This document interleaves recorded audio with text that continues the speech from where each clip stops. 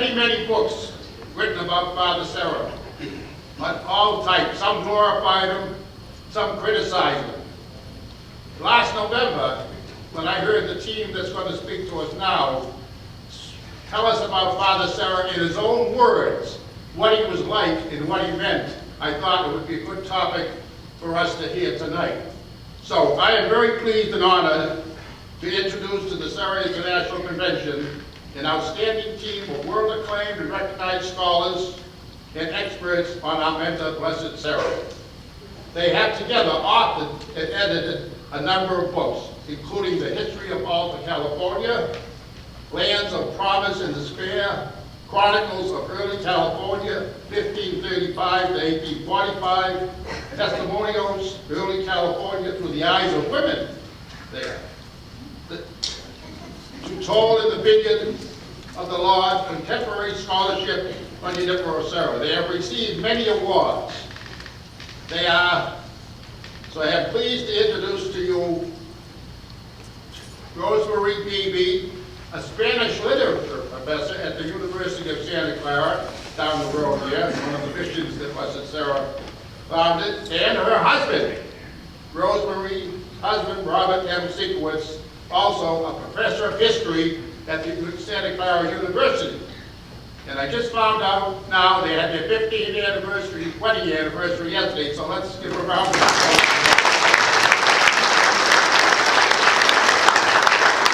What we're going to be doing today is talking about research that we've been doing on Father Serra for a number of years.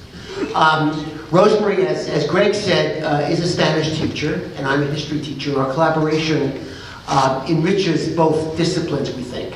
We want to talk about Father Serra, the way that Father Serra understood himself, not the way that people understand or misunderstand Father Serra, but the way in which he understood himself as an 18th century Franciscan Catholic missionary priest. And we'd like to begin with December 1776. And what happened in December of 1776? Well, Washington crossed the Delaware in December of 1776. But 3,000 miles away, in the Santa Barbara area of California, a small contingent of Spanish and mestizo priests and soldiers was going from San Diego back to Carmel. And it was a drenching downpour. And as they entered the Santa Barbara area, they knew very well that they were entering the area of California, which was the largest area which had no Spanish institution in it at all. No mission, no presidio, no pueblo. The area was populated by the Chumash Indians, who were one of the most numerous and influential groups in California. And in the middle of this drenching downpour, they must have been worried. There was a small group. All of a sudden, out of nowhere, a group of Chumash Indians appeared. And these people had absolutely no doubt that they had just walked into an ambush. One of the priests on the expedition, Father Fermin Francisco de la Suen, who was going to be Father Serra's successor as president of the California missions, had been through the area a year and a half earlier. And he had been in a party that had been attacked by these Chumash Indians. And the attack was only barely fought off. And Father La Suen wrote afterwards, you know, these Channel Indians know that they are strong, and whoever goes against them is going to pay a price. And so when these Indians appeared out of nowhere, this group knew that they had encountered an ambush. And what happened next changed Father Serra's life. He was one of the priests because instead of attacking the party, the Indians came up and began to assist them going through the muddy rain. This picture up here is a picture that's drawn by a Jesuit, Father Florian Pauque, in South America in the 18th century, and it describes Indians being, the picture shows Indians being transported, missionaries being transported across stream by Indians. And this is what happened to Father Serra. And this is what he said in his own words. Since I could not travel on foot or on horseback, with one person on each side, they took hold of my arms and carried me over the muddy hills. I was not able to repay them for their efforts, and their act of compassion, nor do I think I will ever be able to repay them as I would hope to do. Now, a year later, the memory of that episode was still strong in Father Serra's mind, and he elaborated on it in another letter. One time when the ground was so muddy, because shortly before it had rained heavily, since I could not travel on foot or on horseback, with one person on each side, they took hold of my arms and carried me a great distance until they could set me down on firmer ground. Groups of Native people remained with the traveling party for the next few days, and Serra did everything he could to try to interact with them. He remembered, when I was able to sing, a large number of them would happily join in and accompany me. When we stopped, I blessed those who had helped me, and then a second group came over and asked me to bless them as well. A number of them accompanied us for many days.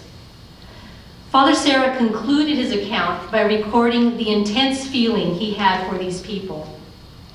And for me, this served to deepen the compassion I have felt for them for quite some time. For Junipero Serra, this encounter on a stormy winter's day in Santa Barbara symbolized what he hoped to be able to achieve in California.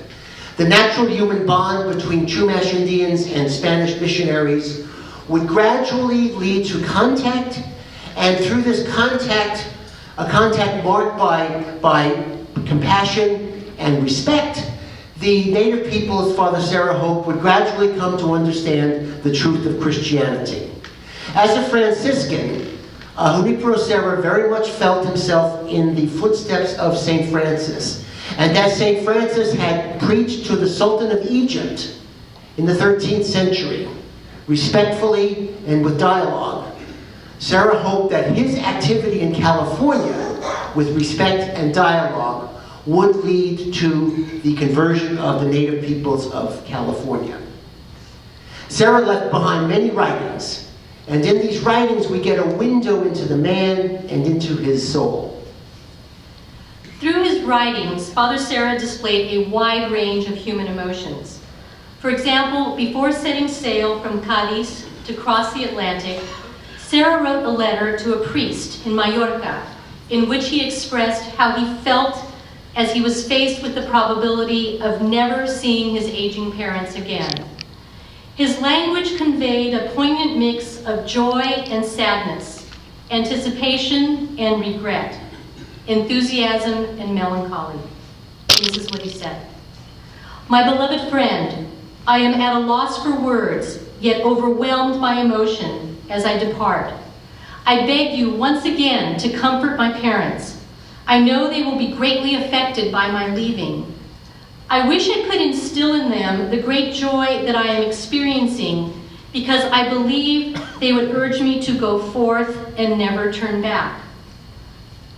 Junipero Serra had a complex sense of humor, and I can tell you this from having worked on his writings and translating them for oh so many years. He could be witty, and I tell people that, and they go, Father Serra, witty? He was. He was funny. He could be dry, he could be sarcastic, and as a colleague said the other day, I think he could be snarky, is the word she used. Sometimes he was snarky. It's all in your point of view. But I found that even at times, Father Serra came across rather childlike, and I say that with all due respect and love.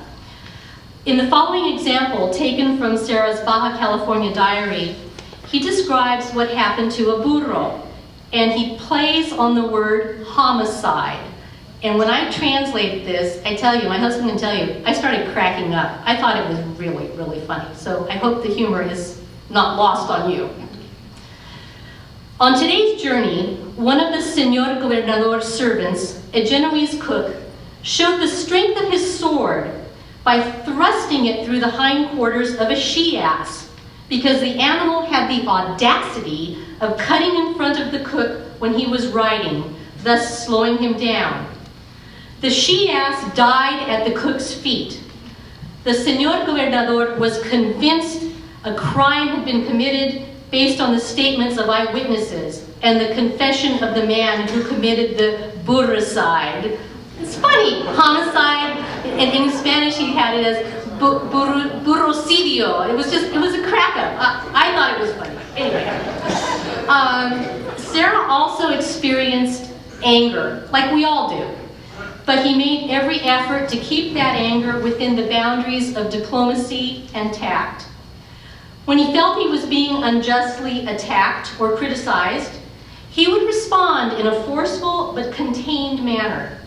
For example, Governor Felipe de Neve once remarked to Serra that he believed that the priests were more concerned about themselves than about the welfare of the Indians.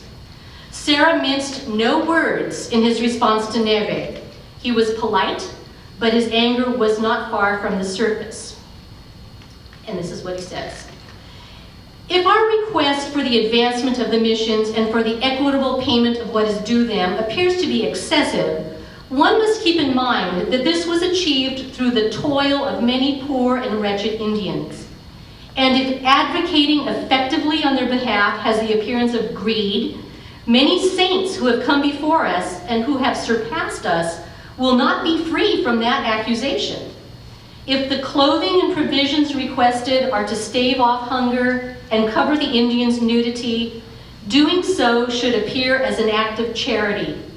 And that being so, it should not be harshly criticized as being excessive, since the charity of God himself is praised as such. We work for the good of these poor people, without harming others and without duplicity, of which it seems some have accused us. One of the things to remember about Libero Serra, Greg alluded to in his introduction, he was a very eminent teacher and preacher on his home island of Mallorca. He was 35 years old when he volunteered for the missions, and that's a pretty advanced age for the 18th century. At least half of his life, he could normally expect, was over. But he wanted to be a missionary to the unbaptized. He arrives in the New World, he arrives in Mexico City on January 1st, 1750. And he spends the next 19 years as a missionary in the Sierra Gorda, but the Indians there had already been converted. And then he spent another 8 years giving domestic missions around various parishes in Mexico. And so for 18 years, he has not had the opportunity to do what he wanted to do, which was to preach the gospel to the unbaptized.